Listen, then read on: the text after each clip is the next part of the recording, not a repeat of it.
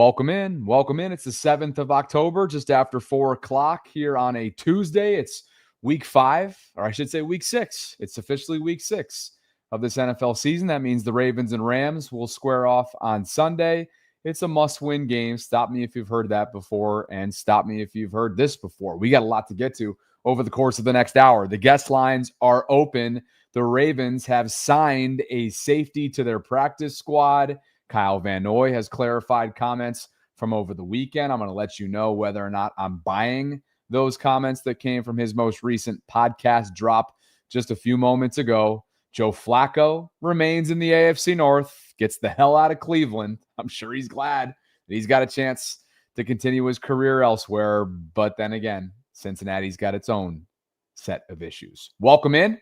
Like the video if you could on the way in. Subscribe, hit that notification bell. Consider becoming a channel member or gift-giving membership today. And again, I will get to as many super chats and guests as I possibly can. CJ Gardner-Johnson, get to know his name. He is the newest Ravens safety. They just made it official just a few minutes ago. He's a safety that was a 4th-round pick by the New Orleans Saints back in 2019 out of the University of Florida. He spent his first several years as a Saint, 2022 with Philadelphia, 2023 in Detroit, back to Philadelphia, and then was traded in March to the Houston Texans, where he played just 3 games. And there's a lot to get into as to why that's the case. But before we get into CJ, who he is as a player, what happened in Houston, let's be honest. This is a desperate move, and desperate times oftentimes call for desperate measures. Eric DeCosta and company hopefully are not done here, but this is obviously a direct result of what they're dealing with in the secondary. Obviously, they never went ahead and replaced Ardarius Washington when he went down with that Achilles tail, an Achilles tear over the summer. They've asked a lot of Malachi Starks, their rookie. Kyle Hamilton is banged up right now with a groin. He just missed his first game of the season this past Sunday against Houston. And you got to wonder whether or not they're going to ask, I don't know about a lot, but something of CJ Gardner-Johnson starting as early as this Sunday against the Rams. Again, he played just 3 games for the Houston Texans. Let's get into it. The specifics coming from Adam Schefter, first and foremost. He's going to still get his fully guaranteed 2025 salary with the Texans. So from a cap perspective, the monetary side of things, for the Ravens, it's really not that big of a deal. Not a huge financial hit, if you will. But again, he was a free agent. There was a reason as to why he was a free agent. But let's get into some of the fit first and foremost, and we will get into more of this, I'm sure, coming up tonight on The Collective. Hope you'll join Jeff Zaribek, Cole Jackson, and myself at 8 o'clock Eastern tonight for another episode on all things Ravens in terms of where they're at right now. And I'll read a couple tweets from Jeff because I think a lot of these make good points and they're significant to what the state of the Ravens defense is. And Jeff wrote, with Kyle out with a groin, and this was this past Sunday, like I mentioned, the Ravens played undrafted rookie Ruben Lowry 70 snaps at safety alongside Malachi Starks. Now, Kyle, we don't know what his status is moving forward. He was listed as questionable on Friday's injury report, ultimately didn't go. This gives the Ravens another option, another potential game day activation. And by the way, the corresponding move, they released nose tackle Josh Tupou. I'm sure there's a chance that he'll be back and forth on and off the Ravens practice squad, assuming that another team doesn't go and acquire his services. Jeff goes on to write, CJ will also allow the Ravens to move Kyle Hamilton, and maybe this is from an alignment standpoint, scheme-wise, maybe this is the most important piece of the puzzle of what CJ could bring to the Ravens, because I think we all know that Kyle Hamilton is at his best when he's roaming, right? When he's up at the line of scrimmage, when he's doing what Kyle does best. And sometimes that's the off-schedule stuff. Sometimes that's just allowing Kyle to be Kyle instead of putting him in a box on the back end as a traditional safety, because he is not, again, your traditional safety. And Jeff's like, hey, maybe you can get him closer to the ball. Maybe you can get him closer to the line of scrimmage. The Ravens desperately need playmaking. They desperately need to start creating turnovers again. And he went on to say the Ravens aren't stopping the run or disrupting the quarterback. Kyle can help in both of those areas. So perhaps this frees up Zach Orr and his defensive staff to use Kyle in more ways that are advantageous for this overall defense and ultimately tap into Kyle's abilities. Now, there's a risk that comes with C.J. Gardner-Johnson. His time in Houston did not end on a bright note. And it was a brief note. Again, just 3 games after being acquired from Philadelphia. They won a Super Bowl, of course, this past February. And all he lasted was 3 games in Texans country. Aaron Wilson, former reporter in Baltimore, now based in Houston, had this to say in one of his most recent pieces.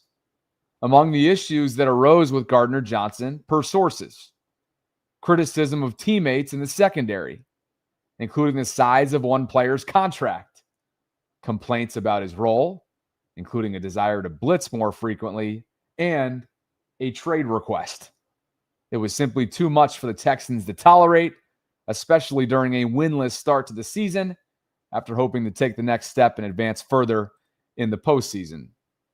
Well, they've done exactly that, at least the last 2 weeks, beating up on the get-right Ravens. Sorry to drag them like that, but that's who they are. And they beat the Texans the week prior, shutting out Tennessee. D'Amico Ryans was asked about this decision to release CJ last month. Yeah, because it's my decision to move on. I know it's best for my team. Performance or something else? There's been a lot of news reports on it. Yeah, I'm not going to go into all the details of it. It was coming from me, the head coach. It's my team. It was the best for our team. And that's why I made the decision, so I'm not going into any further details on it. Oh, boy. Okay. Look, I've been wrong in the past in terms of players with checkered history coming to Baltimore. Sometimes it worked out really well. Other times it's worked out really poorly. Most recently, Deontay Johnson. Something that worked out well, not necessarily due to his production, but his overall fit, his locker room camaraderie, the chemistry, Odell Beckham Jr., right? Opposite ends of the spectrum there with 2 players who had different levels of reputational past history-wise before coming to Baltimore. I have no idea what to expect, but it's pretty clear to me, not only reading the tea leaves, but checking in with several Houston sources who cover the team on an annual basis, that it did not end well. And yes, he is a polarizing player, or was a polarizing player during his time in Houston.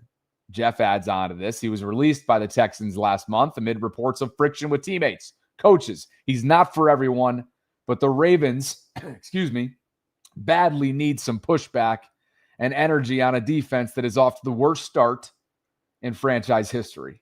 And I think that's what this is more about, right? It's desperate times calling for desperate measures. And the Ravens need bodies. They need physicality. They need tenacity. And they need defensive prowess. I don't know what C.J. Gardner-Johnson is bringing to Baltimore, but I do know that at one point in his career, he was absolutely revered for his physicality. I also know that he's been a part of 5 organizations over the last few years. He's been a hot tomato. And maybe reasons why exist in this clip right here, courtesy of a Houston-based reporter. I'll have his @ and his handle up on the screen during a breakdown as to what went wrong during his time in Houston. What he's doing, this is DJ Bierman with ESPN, Texans beat reporter. As you've all seen, Texans safety CJ Gardner-Johnson has been released from the Texans. One reason, team chemistry issues. Another reason, he wasn't picking up D'Amico Ryan's defense fast enough. And in a sense, some people in the locker room, this is not what I think, blah, blah, blah. This is what people in the locker room have kind of conveyed. He struggled at taking full accountability. So here's a prime example of that, right? First play, 2-minute warning. Jaguars got the ball. 10-10, fourth quarter. The Texans are in some variation to cover 0. They're going to send a house. So that's that. right here, these two are kind of lined up in similar areas. If they both go vertical, Kamara has anything out breaking, CD has anything in breaking, period. Because again, anything in breaking is the most dangerous thing, right?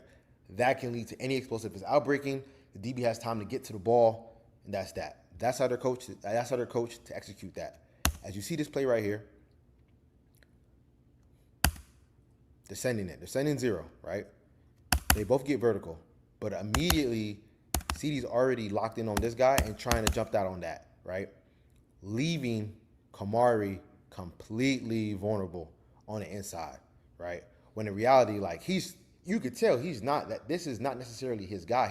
This is gonna be his guy, right? And then you pick that up, and now they're screwed, right? Now you have time for the zero blitz to get there because if CD picks up this, right? He's already inside, and Kamara has outside leverage. He could jump out on that. It's 1st and 10. Boom, you can either break the ball up, tackle, whatever. Now, at the worst, let's say you catch that, it's 2nd and 5, 2nd and 4. But since he jumps down, this is wide open. Boom. Big play all the way down to like the 10. And watch this reaction right here. This tells you everything you need to know. That tells you everything you need to know. That's why I tweeted out the other day that it's not on Kamari. This is the reaction of a man that knows it's not on him. That is the reaction of a man that knows it's not on him. And that's one of the reasons why CD is no longer a Houston Texan. All right. DJ covers the Texans for ESPN.com. It's one sequence, an egregious sequence, and one that when you check in with Houston reporters who cover the Texans daily, that was representative of the 3-game sample size that he gave the Texans before they released him. I will read a direct quote from one of their reporters in terms of what he said when I asked specifically, could you summarize what went wrong for CJ in Houston? Doesn't fit the defense or culture. Liked to freelance too much. Got burned too often. So, while, yes, it's probably better than a lot of these undrafted rookies drinking from the fire hose and do or die moments coming up, moving forward for a Ravens team that is hanging on by a thread, is that going to come back to bite them? There's no financial risk attached to this whatsoever. It's really just a response to confronting desperate times. That's what Eric DeCosta and this Ravens front office are doing right now with this move without actually saying it. So that's where things stand. CJ Gardner-Johnson, he's a 27-year-old safety that was a 2019 4th-round pick. He's been with a slew of different organizations in recent years. There's a reason why Philadelphia traded him back in March. By the way, the player that Kenyon Green, he's also a member of the Ravens practice squad. CJ and Kenyon were traded for each other back in March between the Houston Texans and the Philadelphia Eagles. Now they're both members of the Ravens practice squad. Look, obviously the Ravens need all the help they can get. If any of you are living and dying on the idea of CJ coming in and coming to the rescue for the Ravens defense, you're going to be dying on that hill. I don't want to see that happen. Come in with realistic expectations. Know that hopefully Eric DeCosta isn't done here. Know that hopefully they're looking hard at a deadline deal ahead of the trade deadline coming up on November 4th. And know that it might get uglier before it gets prettier. And that's the harsh reality after what we've watched over the last couple weeks. We'll learn more about injury timelines and whatnot when practice gets underway for this week tomorrow. We'll learn where Lamar's at. But this defense is going to need a lot more than a practice squad signing in CJ Gardner-Johnson, who is essentially a Houston cast-off and has been jumping from team to team because of almost character flaws or locker room disruption flaws. Like that's That's not going to cut it. The Ravens appear to already have enough of those as it is right now, as their season hangs on by a thread. Appreciate you guys for being with me on this Tuesday. A quick word from my sponsor, the folks at ProfitX. The NFL is back, and with ProfitX, you don't just play. You trade, call your own shots, and outsmart the crowd. It's not you versus the house. It's you versus everyone else on America's #1 sports prediction market. Request your own odds and win real money predicting spreads, totals, and player props so you can earn more and risk less. Play free, play smart, play your way with ProfitX.co. Available in over 40 states, now available on Apple and Android. And if you use promo code BobbyB, if you do indeed go to ProfitX.co, promo code BobbyB, BOBBYB, will get you up to $200 in profit cash on all your plays for the first 30 days. Again, consider signing up right now at ProfitX.co, and you can start winning real money predicting sports. A big thanks to them for the continued support of the program, and we will take a look ahead at the Ravens and Rams coming up in the next few days as Week 6 quickly approaches. Accountability, if you turn your camera on, I'm happy to have you on the program. The live access guest line is open. There's a link to join if you want to click on that one. That's a pinned comment right now in the live chat. Chris Long, former defensive end in Philadelphia, won a couple of Super Bowls, did not mince words in terms of how he evaluates what's going on in Baltimore through 5 weeks. You got to improve a lot on defense. So how do you do that? Last year, Dean Pease was on the staff and like got involved in defense late in the season. Now I think you're gonna have to do it again. I think Chuck Pagano's on the staff. You could double check that. But if somebody more senior than Zach Orr in the building needs to come in and be like, hey, let's put this fire out. Whether it's everybody getting healthy or something you tweak in coverage or the way, I think they have to lean on Chuck if he's the guy in the building and say, hey, I know, and maybe it's firing Zach Orr. I don't know. I'm not calling for the firing of a coordinator, especially a young coordinator like that, because I think the head coach has something to do with this too. Like, sure. And I know how this works. Like, if a head needs to roll, it ain't gonna be him first, and that's kind of fucked up. I know the defense is the culprit, but like this team as a whole, the repeating themes on this fucking team over the past couple of years, you can tell in my voice I'm frustrated watching them. Yeah. Because they are kind of wasting a window.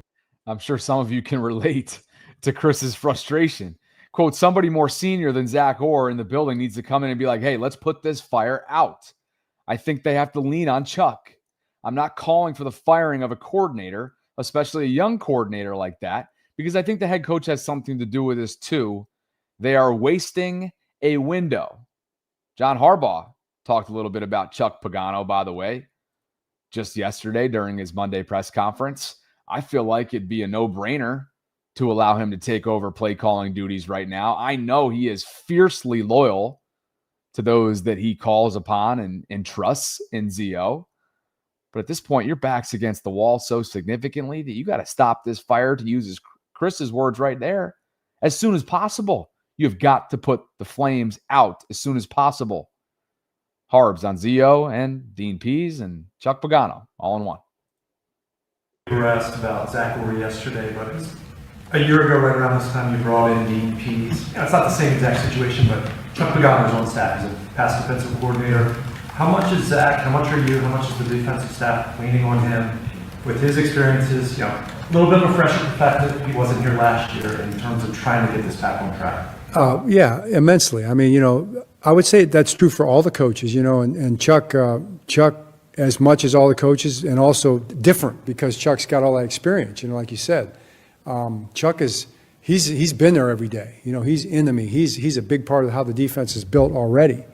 And, Chuck is involved. He's on the phones. He's making suggestions, on the phones all the time. It's a great conversation with the whole staff. And Chuck is a great coach, and he's a huge part of it. And he and Zach are talking all the time. And, he's right in there. That's one of the reasons I'm so confident, because Chuck's there.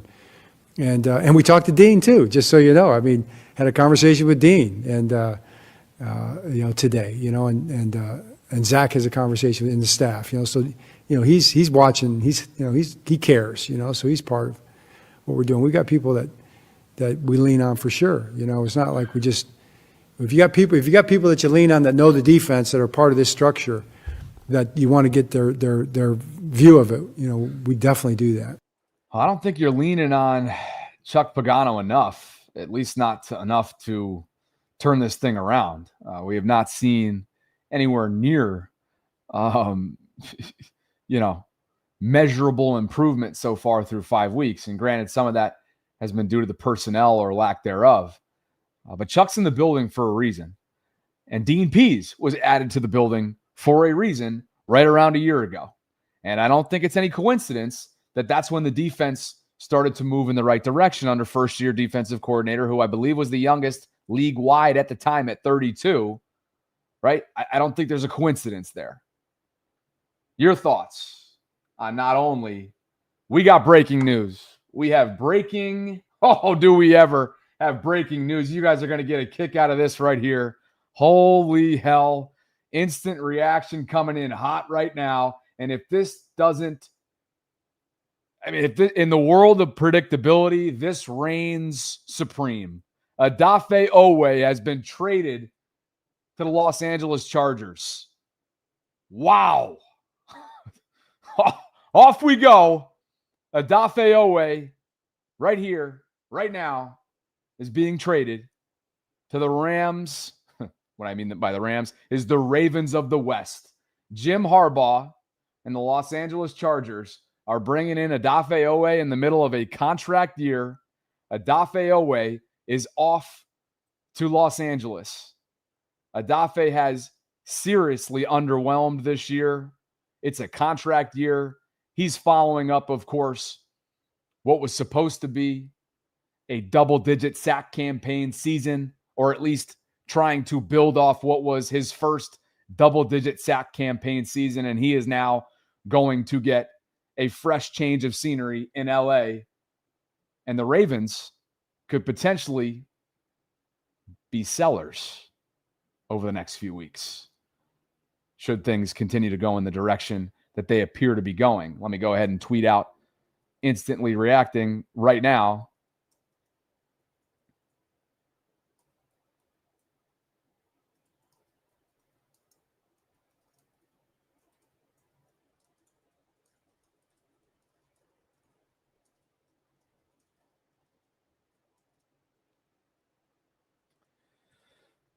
Okay, this is the beauty of live coverage. Not one sack so far through 5 games. Odafe Oweh, after a 10-sack season in Baltimore a year ago, is on to Jim Harbaugh's Chargers. Let's instantly react to this. Chef Trez, welcome into the program. It's accountability, but right now we're instantly reacting to Odafe Oweh heading to Chargers land. Your 60-second countdown starts now. Good. I mean, the pass rush is already, it's been an issue and it hasn't been addressed. So, I mean, with him leaving, I'm eager to see what we get back, whether it's going to be draft picks, whether it be a player or something like that. But again, just with the tone of the name, accountability, I mean, I feel like this is very telling for John Harbaugh that he's willing to essentially let the ship sink because he doesn't want to make a coaching change. I mean, I get that he brought in Zach Orr, but it's a results-driven league. He he has this Ravens defense as the worst in the NFL and the worst passing defense last year. I mean, something needs to change, and I don't think it's going to change. So, Ravens are going to be sellers. Appreciate the call, brother. And I have the player, by the way, that you were wondering about. So I'm going to go to that right now, and I will catch up with you soon. Chef Trez, kind enough to spend 60 seconds with me. We're instantly reacting. The guest lines are open. Odafe Oweh, we are instantly reacting to the first of potentially multiple moves made by the Ravens. And here's what's going on. Odafe Oweh and a Rams 7th in 2027. Again, Odafe Oweh and a Rams 7th round pick in 2027 are going to the Chargers. In exchange, the Ravens are receiving a 2026 fifth rounder and a safety by the name of Alohi Gilman. Alohi Gilman. And we're going to get a bio on him in just a second. This is the beauty of breaking news here. The Ravens are getting a player in exchange for Odafe Oweh. Their former first-round pick was attempting to follow up his first double-digit sack campaign in a contract year. He played less than 50% of the defensive snaps a week ago. He does not have a sack yet this year. And now, as a result, the Ravens are willing to sell. And he is off to the Ravens of the West in Los Angeles.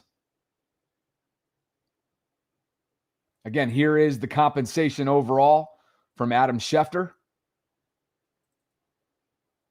The Ravens receive safety Alohi Gilman and a 2026 fifth rounder. Alohi was a sixth-round pick in 2020. He's been with the Chargers since he was drafted in the sixth round. Played his college football at Notre Dame. Began at Navy in Annapolis, a native of Hawaii, 5'10", 201 pounds. That's what's happening right now. Where does the pass rush end up? I don't know.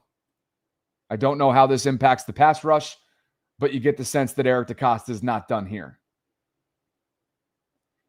If you want to share a thought with me on this Odafe Oweh trade, you can call in with the link that I have right now as a pinned comment in the live chat. Rave, we're keeping it about the trade and trade only. Come on in, brother. 60 seconds starts right now. Yeah, I don't care about it at all. I don't care about it. Why? Because I try to tell people about Odafe Oweh. I told people he did not get 10 sacks last season. People didn't pay attention.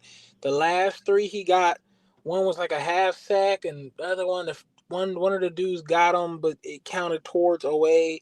And the other one he got, I forgot which one it was. I think it was like a shared sack. It wasn't even like a full sack. The dude, these guys, Zach Orr, all this just has to be changed, and the trade it's got to be fixed. Something has to happen. So, more needs to happen immediately, and it has to do more than just this guy. So, sorry for Oweh, but you weren't helping. I'm sorry. Thanks, brother. Appreciate the call, man. Rave Kingdom. I'm sure he had a lot more to say than just reaction to this trade, but that's where we're at right now. And if you're just tuning in, again, Odafe Oweh is being sent to the Los Angeles Chargers. The overall deal itself is as follows, courtesy of Adam Schefter from ESPN. The Ravens will receive a safety by the name of Alohi Gilman and a 2026 fifth-round pick. The Chargers will receive Odafe Oweh and a seventh in 2027. That's where things are at. You might be wondering who Alohi is. He's been a durable starter at safety for the Chargers for years now. He was drafted by LA back in 2020 in the sixth round out of Notre Dame. Prior to that, he spent his first year at the collegiate level at Navy in Annapolis. He's 5'10", 200 pounds, a native of Hawaii. He is a safety, 230 career tackles, 4 forced fumbles, 4 fumble recoveries, 18 pass deflections, 5 interceptions. That's what's going on right now. And Odafe Oweh certainly never panned out in Baltimore to the extent of what I would assume they might have wanted out of a former first-round pick. 1 double-digit sack season, which came obviously a year ago. A lot of them, again, could have been due to the type of presence and the attention that Nnamdi Madubuike would command in the interior part of that defensive front. But Odafe Oweh, off to LA. Guest lines are open. We're instantly reacting to this trade, and perhaps it's the first indication that the Ravens could be sellers in the coming weeks. Nick, talk to me, brother. You are live right now, and your 60 seconds start now. Bobby, we should have never drafted that man, and I'm glad he's gone because, like I said, he's soft.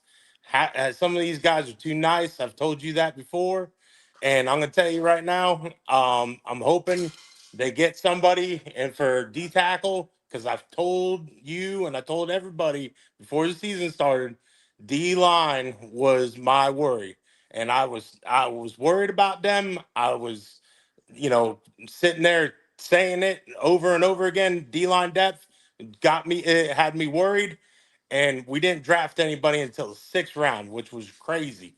So I'm going to tell you right now, Bobby, the fact is we got to make sure that we make this right this year, and God rest Captain Defense. It's sad to hear about West. Thanks, Nick. Appreciate the words, man. And yeah, we've tried to do as much, celebrating really of Captain Defense's life as we could today through different tributes. And I know I saw a super chat earlier on from Tech Knowledge, who began the program by saying rest in peace to Captain Defense. And I certainly echo those sentiments. A 24-year Navy veteran, somebody that was a huge, huge Ravens fan, and just a really all-around good person, gone way too soon. And I'm sending my condolences, my best, to the family, friends, and everybody who knew Captain Defense, who passed away on Sunday.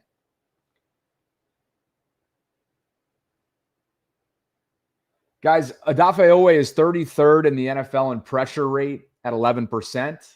That's according to True Media. And it's a player that, quite frankly, never quite lived up to his expectations in Baltimore as a former first-round pick.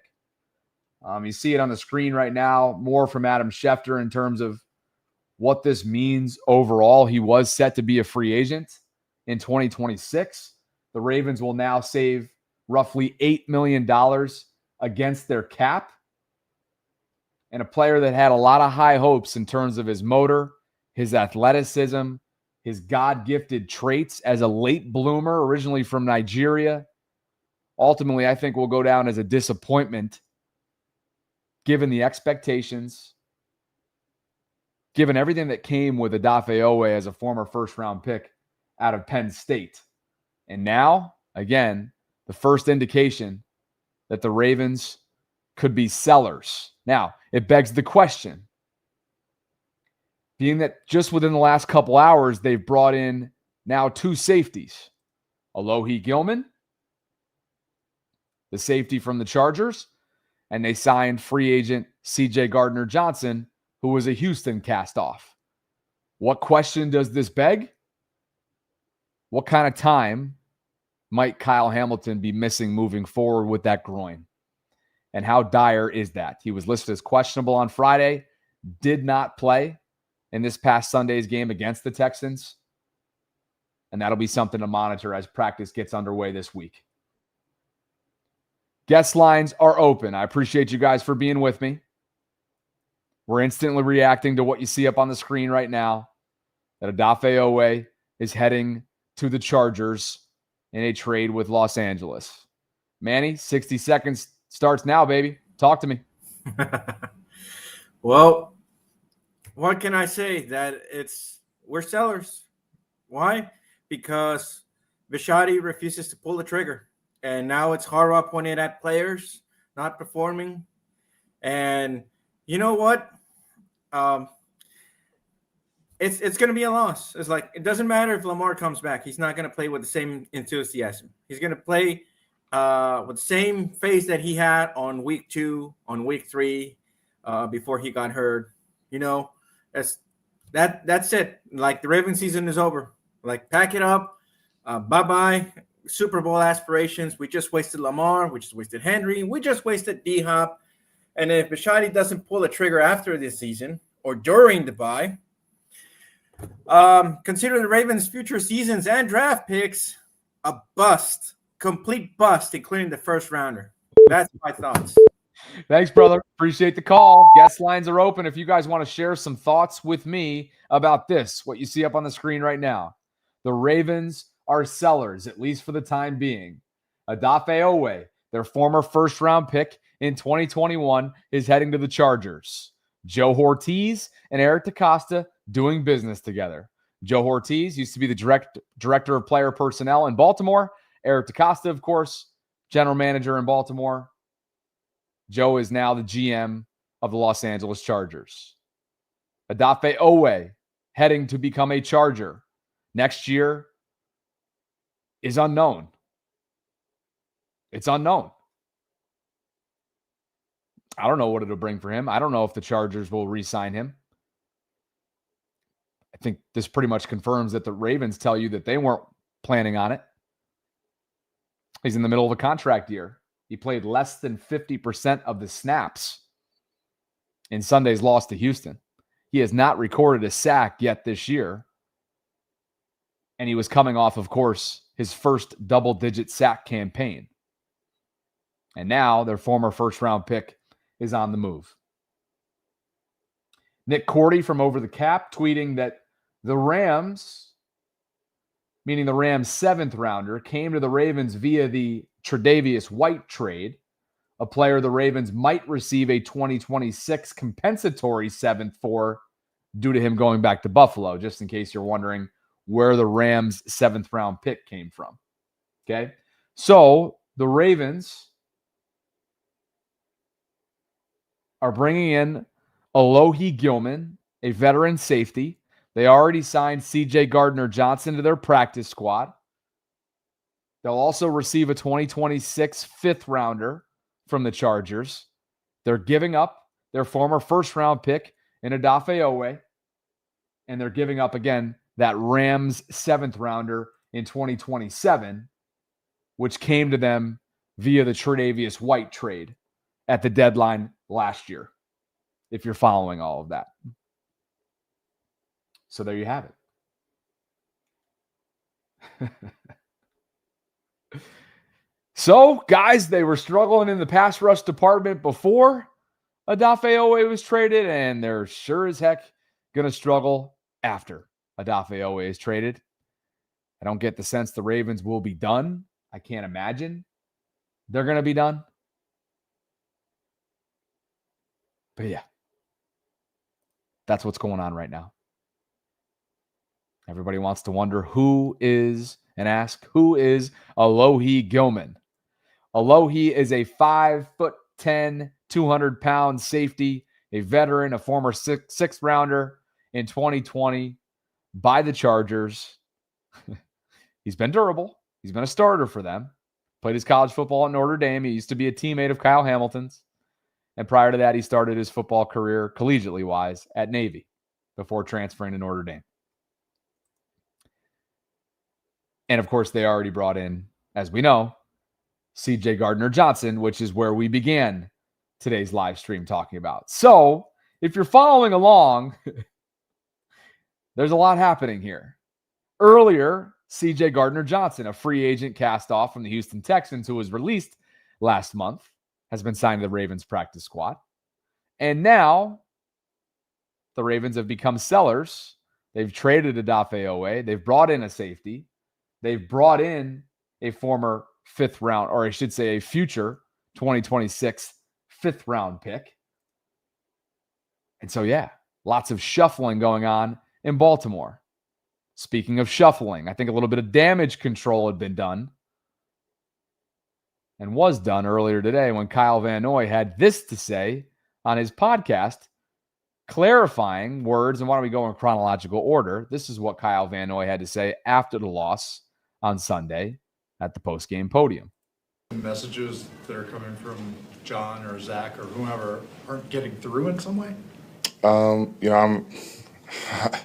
That's probably a question that's above my pay grade, probably. I think that's a Harbaugh and CO question, to be honest. Like, I think their messaging is fine, and we got to be the group to take that and go out and do the simple things right, the fundamentals, easy, basic stuff. And accountability. Have you seen enough of that from the team after these losses, and what does that look like? Yeah, that's a good question.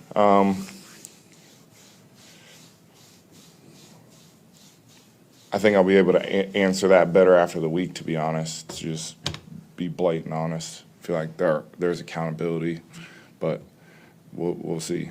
All right, thanks, Kyle. Yeah. Okay, so again, we all remember those were the comments from the post-game podium. Kyle got on his podcast and had this to say in terms of the clarification that he felt like he needed on today's episode drop.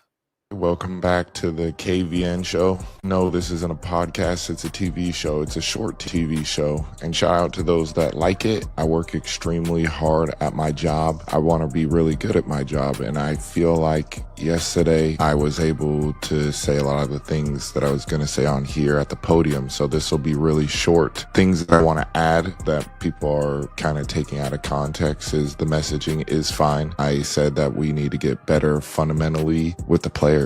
And that's a fact. Like tackling, blocking, the basic things. Players need to do better. And yeah, so don't read too much into that, and we'll continue to get better. I don't think anything was taken out of context, to be quite honest with you. That came across to me as damage control. Kyle taking issue with his words being taken out of context. That's his words. He thinks his words were taken out of context. Quote, the messaging is fine. I said that we need to get better fundamentally with the players. And that's a fact, like tackling, blocking, the basic things. Players need to do better. Don't read too much into that. Well, wait a second, though.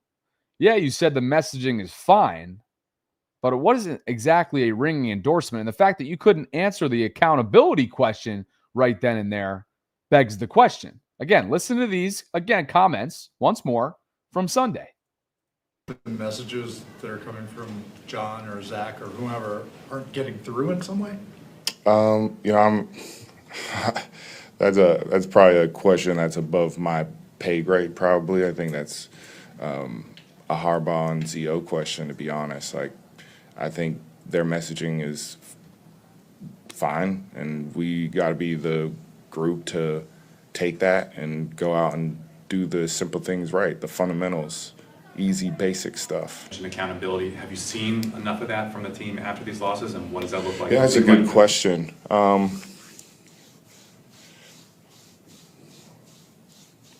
think I'll be able to answer that better after the week, to be honest. To just be blatant honest. I feel like there's accountability, but we'll see. All right, thanks, Kyle. Yeah, look, he wants to act as if his words are being taken out of context.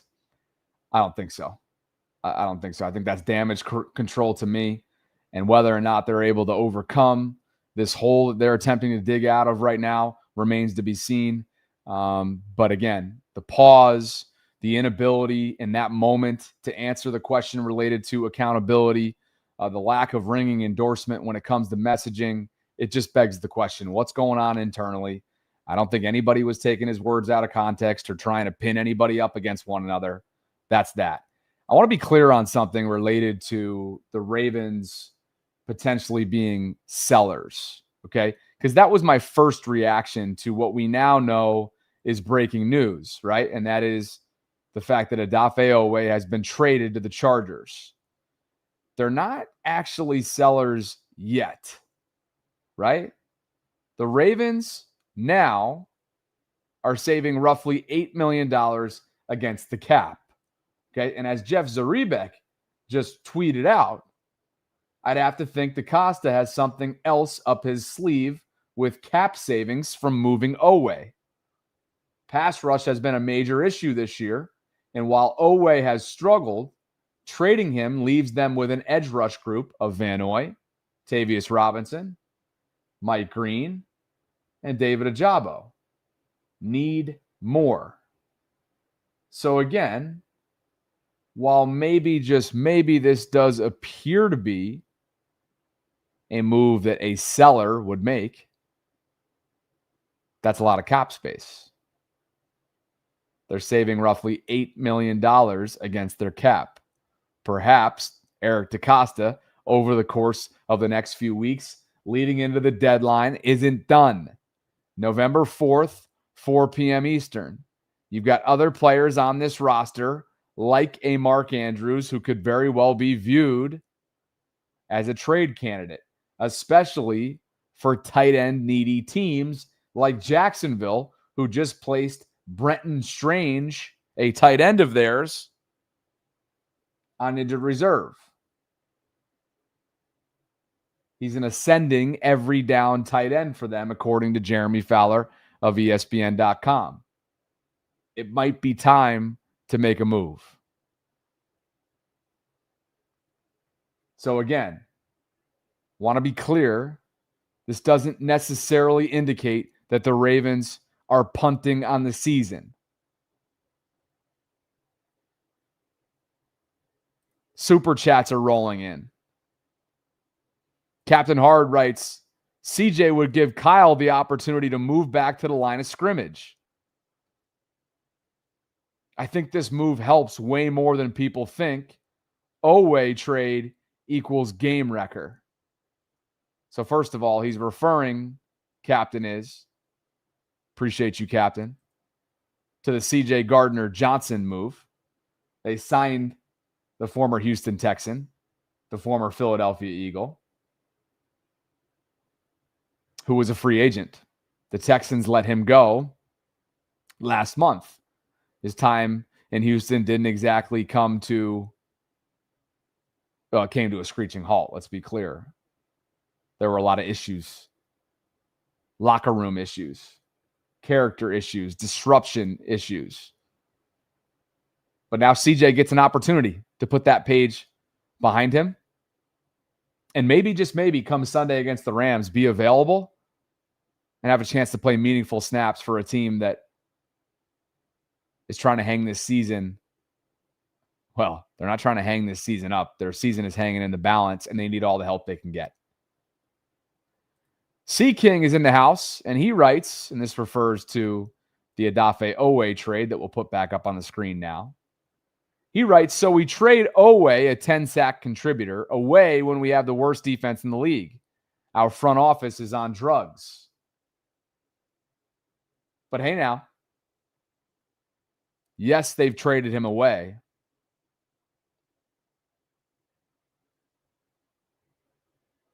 But I think they're not done. And I think that $8 million savings number is one to keep in mind. It's time for Eric DeCosta to do what he does best.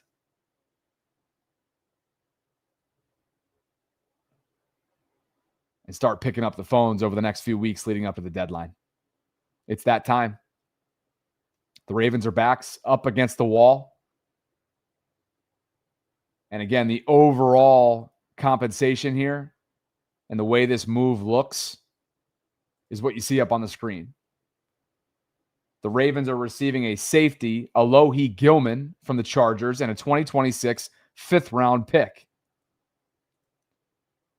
On the Chargers end of things, they're getting Odafe Oweh, the former Ravens first-round pick. Back in 2021, he was in the middle of a contract year and coming off that 10-sack campaign. And they'll also receive the Rams' seventh-round pick in 2027. And you might be wondering, well, wait a second, where did that come into play?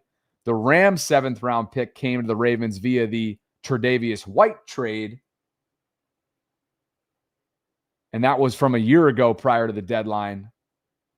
Tre'Davious White is a player the Ravens could potentially receive a 2026 compensatory seventh-round pick for him because he went and signed with his former team in the Buffalo Bills this offseason. So that's how kind of this whole thing makes sense right now. Brian McFarland noting on Alohi Gilman. He's played in 87% of the Chargers' defensive snaps this year. He started all 5 games. He started 25 games in 23 and 24, and that was every game when he was healthy.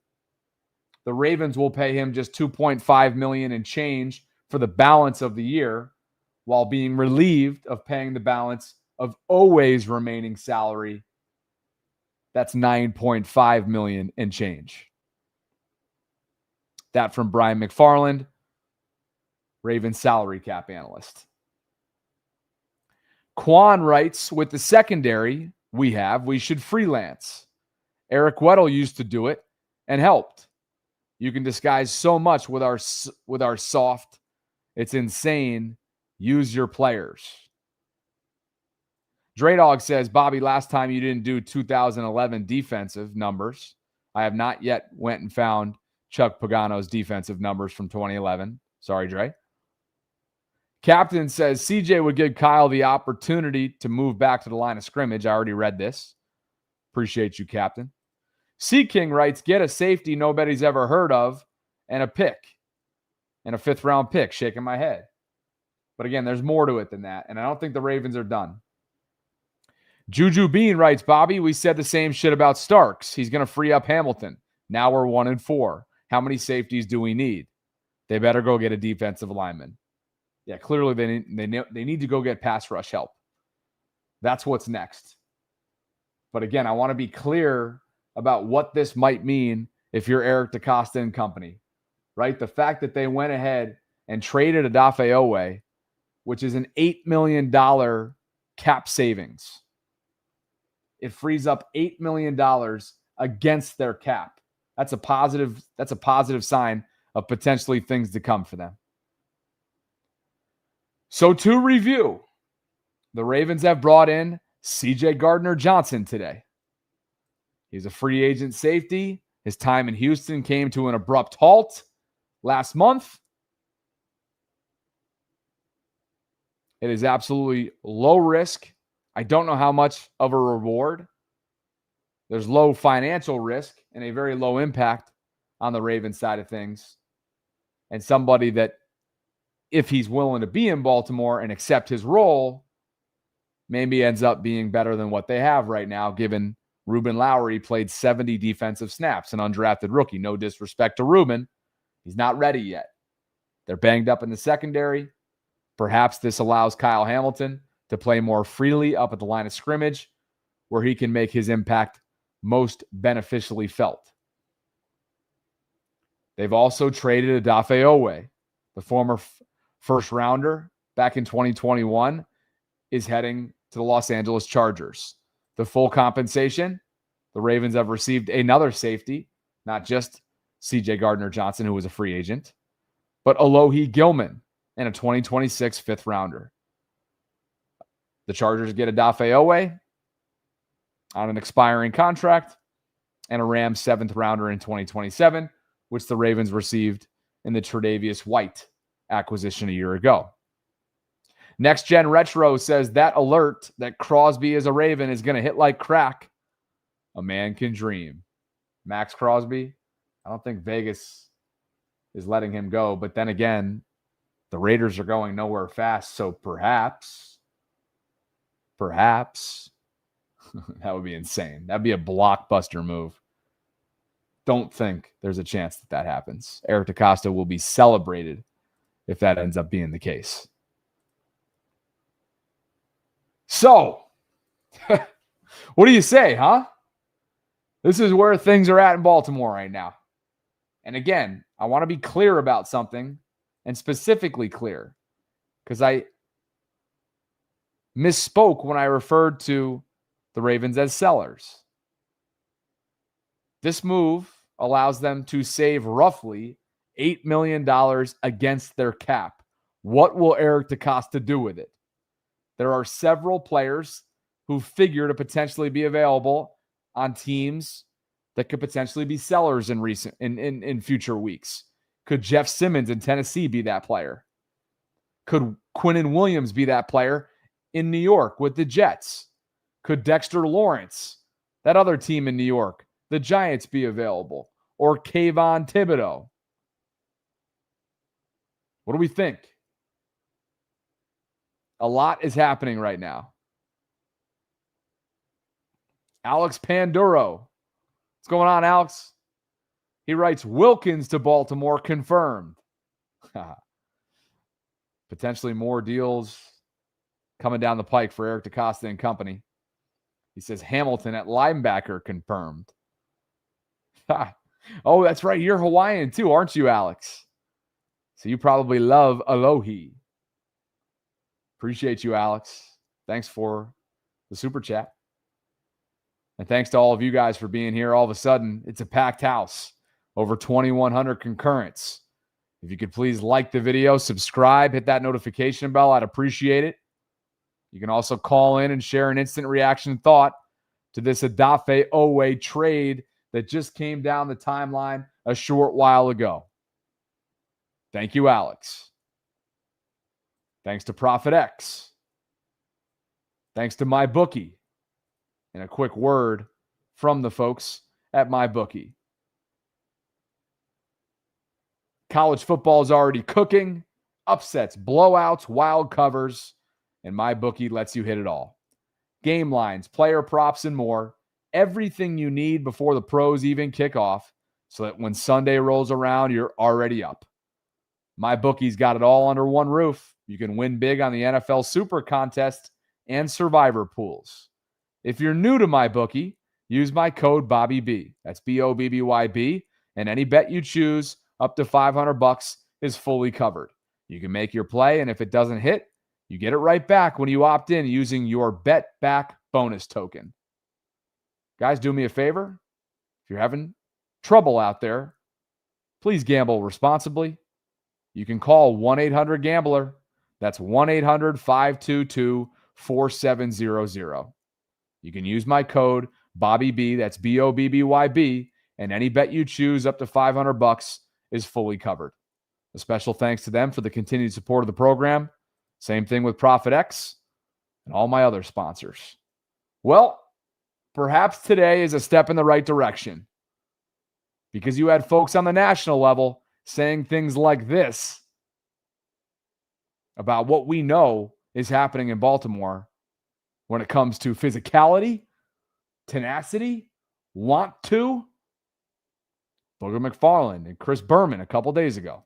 The first one's not to make excuses, okay? Yeah. They have the Rams next week, and the reason I point that out is just to say that'll be 6 weeks of football, 5 first-place teams from a year ago. Again, everybody's got tough points on their schedule. Their schedule gets a lot easier later, but what they're looking at 1-4, and if they don't play well and these guys are hurt against the Rams, Booger, 1-5. Now your margin for error really slim, even though only Pittsburgh has a winning record in the division. Well, I'll put it this way, Boom. It's getting late early, like really early. Because from a math standpoint, you only play 17, and they're 1-4 right now.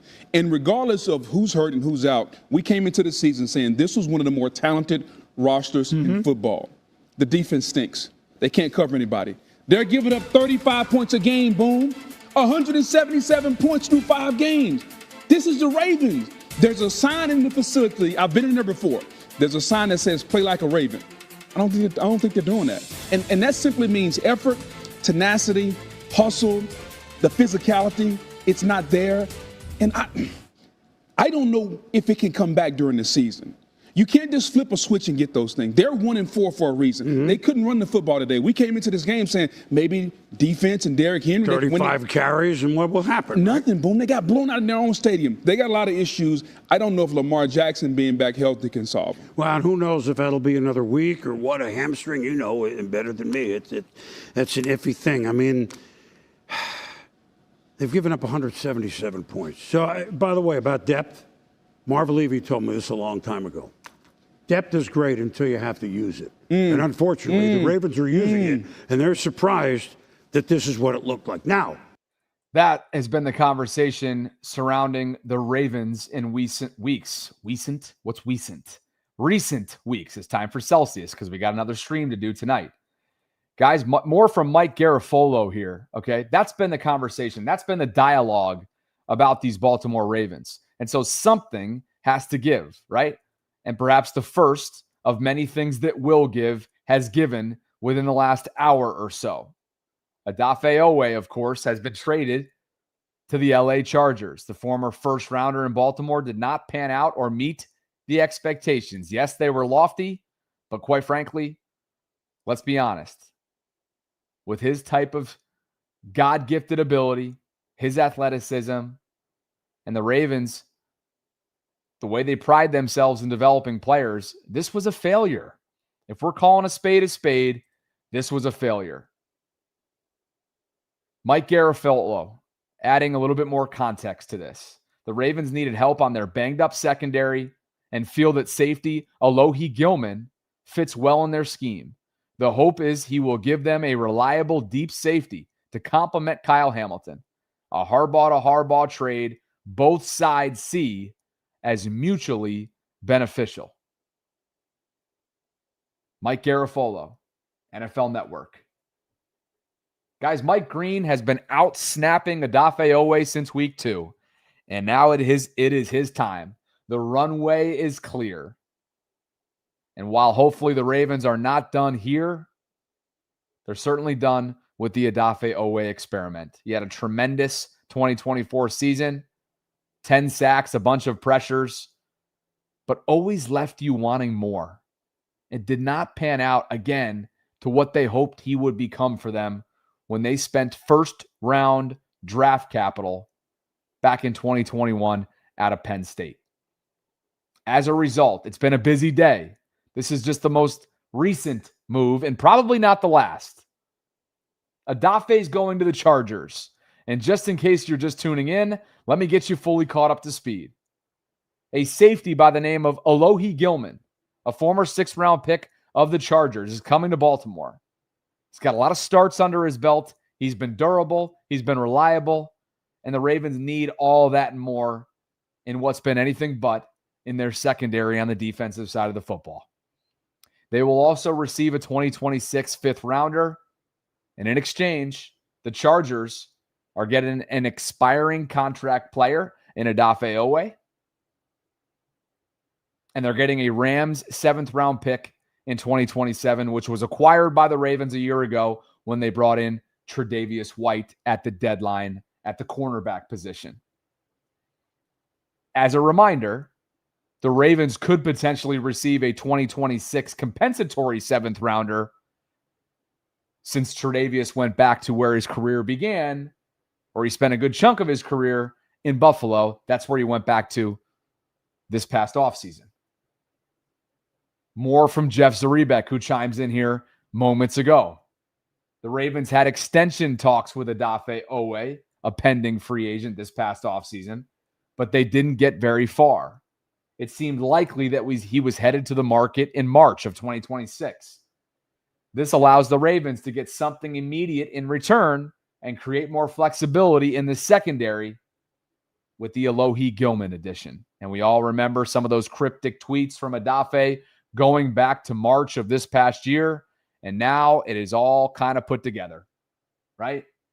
He's had a really slow start. Mike Green has been out-snapping him since week 2. He played less than 50% of the defensive snaps a week ago against the Houston Texans. Good for the Ravens, perhaps good for the Chargers. And now we move. C.J. Gardner-Johnson, if you're just catching up to speed, has now been signed in Baltimore. That was earlier this afternoon. He was a free agent cast off from Houston. Played just 3 games after they acquired him in a trade with the Philadelphia Eagles back in March. And the player they acquired him for was Kenyon Green.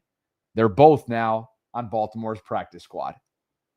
That's where things stand. That is my instant reaction for you. And that right there is how you react to breaking news when you don't have your co-host, Sarah Ellison. Okay. Appreciate you guys for being here. Let's figure out what else I have. John Harbaugh talking about accountability yesterday. After you spoke yesterday, a lot of the players were asked about accountability amongst the locker room. Are you sensing there is enough in there going around? Oh, yeah. I mean, this is a very accountable team. I know I've said it to you guys before, but this is a very serious-minded, determined team, and they take accountability, and they take it hard. And they don't make excuses. They don't sit up there and point fingers. They're not going to be, the heck with this. It doesn't matter. It matters, and I know how much they care because I see how hard they play. I also see how hard they work during the week. So we do talk about that. It's not what you say; it's what you do. and they're working hard, and they take responsibility for their mistakes just like the coaches do. The coaches are the first ones to say, I've got to do better. I've got to find a way. So that's what I like about our team. That's why I think that we have what it takes to pull ourselves through all this. It's a tough circumstance, tough start to the season. At the same time, it's what we make of it. And I'm not. You can't sit there and say all is lost. We just don't. And I think year after year, it's proven that approach gives you the best chance to be successful. And we've done it before. Other teams have done it before. So we're going to go to work on that and try to make that happen. Has to. It's the only option. It's the only option. Trying to keep the sinking ship from going down underwater. And that is where the current Ravens sit going into a must-win against the Los Angeles Rams. They come to town. The other Los Angeles team has been a trade partner of theirs within the last hour or so, if you're just tuning in. We're going to get into it at length coming up on tonight's Collective, 8 o'clock Eastern. Jeff Zaribek, Cole Jackson, and myself. Guys, we are instantly reacting right now in the Discord server as well. I'm going to be hopping in here in a couple minutes to go through all of this.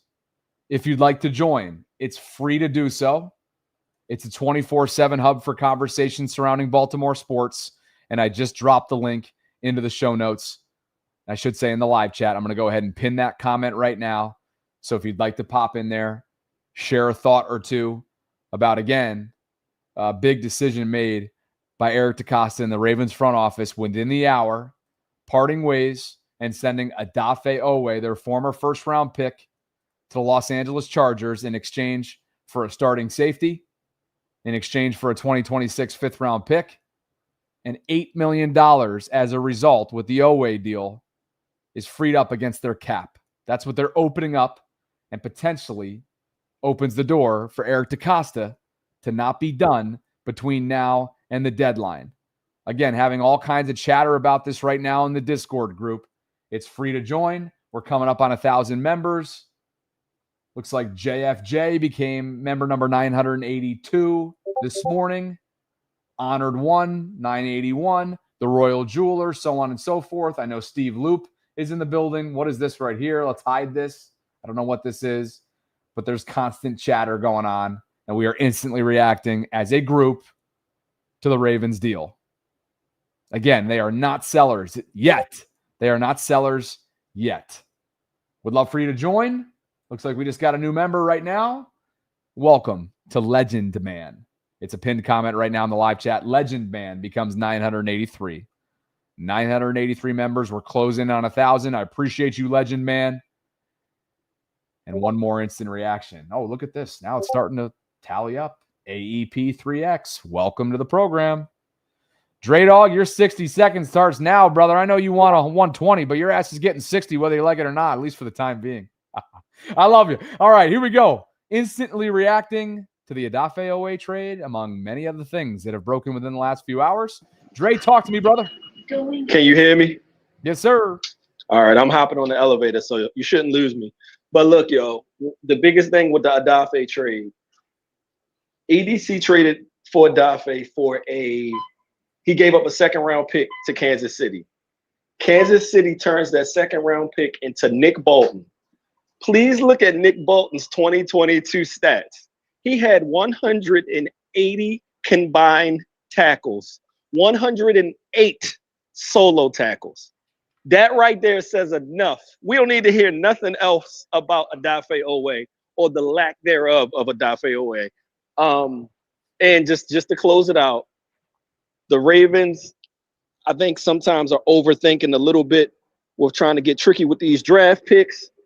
We got to start bundling some of those picks, getting some players, making some different things happen. Because the current strategy, it's loud as shit in here.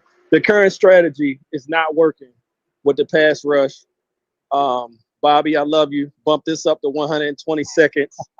And I need an update on that dating life, bro. Appreciate you. You'll get all that and more. I promise that. That's what's going on in the Discord server, right? I mean, it's Bobby After Dark. I had a date light last night, matter of fact. It didn't exactly go well because 2 hours in, I found out that, oh, God, should I air these grievances? No, nobody knows her name. Nobody knows who she is.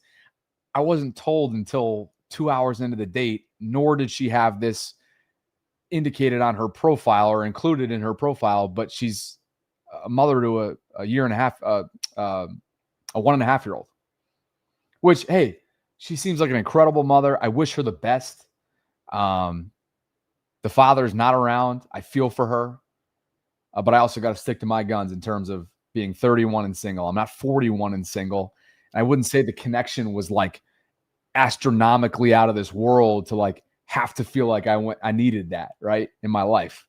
So again, it's absolutely no disrespect whatsoever to single mothers. I have incredible admiration for actually this girl that I met last night. I think she was great. But anyway, I just would have liked to know that maybe going in, I guess. But then she's probably on the contrary. She's probably like, then you wouldn't have gone on the date. And she's right. So I get it. It's hard. It's very hard. To the guest lines we go. 60 seconds starts right now, TLM. Talk to me because you got breaking news. It's Odafe Oweh. Yeah, Odafe Oweh. I called it, but yeah, no, we need more. We need more. We better get some type of pass rush help. I was kind of hoping we got an offensive lineman, but hopefully we get somebody in the interior pass rush. An interior offensive lineman would be good. This can't be it by any means. Nope. And hopefully we get the most out of the safety, and hopefully Kyle Hamilton. This is what Kyle Hamilton needs to help the defense get where it needs to go. But if we lose this week, I don't know. Maybe more players are going to go. That's it. All right, TLM. You didn't even use the entire allotted time. People are saying you need 120 seconds. You're not even getting. I mean, come on. Right, Steve? I'm with you. He likes a 60-second clock, especially when people ain't even getting through the full 60. Look at this. Boop. Boop. Boop. You know, you got Dre Dog. Now, Dre Dog would easily get the 120 seconds. I mean that respectfully. But TLM comes on here. He's bitching in the private chat right now about 120 seconds. Can't even get to 60.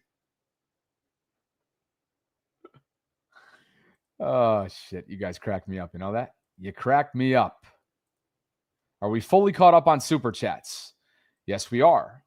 Joe Flacco is back in the AFC North, guys.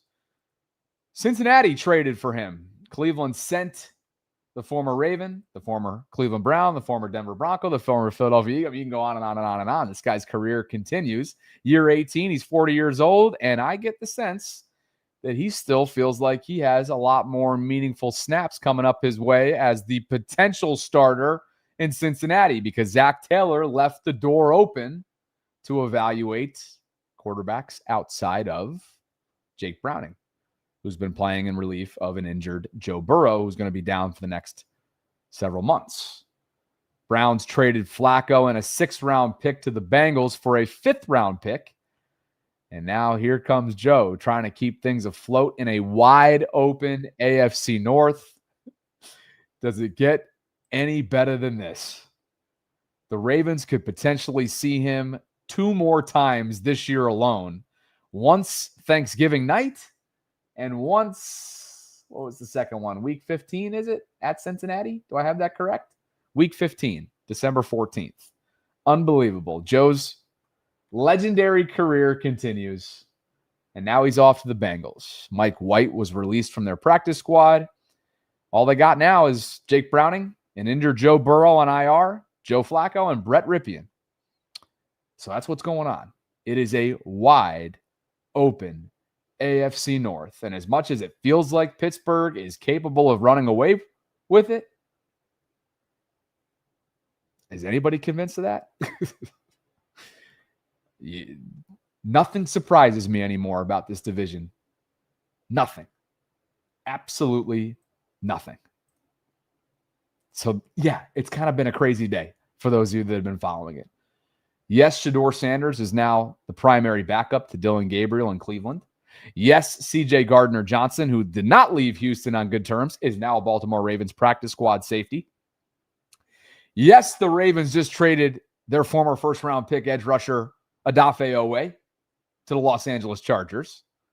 Yes, a veteran safety by the name of Alohi Gilman is heading to Baltimore. Yes, there have been different draft-related exchanges as well, future picks. And yes, the Ravens just freed up $8 million or around there against their cap, setting the stage for Eric DeCosta to potentially do what he does best in the coming weeks leading up to the deadline for a team that desperately needs pass rush help, that desperately needs defensive front help. And now we will see, won't we? Yes, we will see. It's getting real good in the hood. And that right there is your breaking news live stream. More to come on what this might mean for Kyle Hamilton. More to come on what this might mean for the Ravens secondary. And certainly more to come on what this might mean for Eric DeCosta's strategizing in the coming weeks. I appreciate you guys for spending some time with me. Jeff Zrebeck, Cole Jackson, and myself will be live on the Collective at 8 o'clock Eastern tonight. Lots to get to. And who knows? Keep your head on a swivel because Eric DeCosta is at work. And as long as this season is still salvageable, I get the sense that he's going to exhaust any and all resources to give his Ravens a chance at turning this thing around, even though, well, I guess the odds actually aren't that slim. They're still favored to win the freaking AFC North, for God's sakes. Guys, join the Bobby Baltimore Discord server. It's time like these that are awesome, awesome times to be in the Discord community talking all things Baltimore sports. It's free to join. I have the link that's a pinned comment right now in the live chat. It's a 24/7 hub for conversations surrounding Baltimore sports, and we are 13 members out from 1,000. Help me get there. It's a great community. Times like these, baby. Run it. Steve, we will see you tonight. I look forward to that. I look forward to catching all of you guys coming up tonight on the Collective. Lots to discuss. Jabbo and Saad Blitz and everybody getting involved right now as we speak, including Greg in the Discord community. Pop on in there. A lot of incentives. Not always going to be free, but it's free right now. Keep your head on a swivel with this team, guys. Off we go. Appreciate you so much for dropping by, and I hope you'll join me tonight on the Collective, 8 o'clock Eastern. Shoo boy. Just getting going. Like the video, subscribe to the channel, hit that notification bell. Consider becoming a channel member or gift-giving membership on the way out. And join that Discord server. Catch up with you guys later.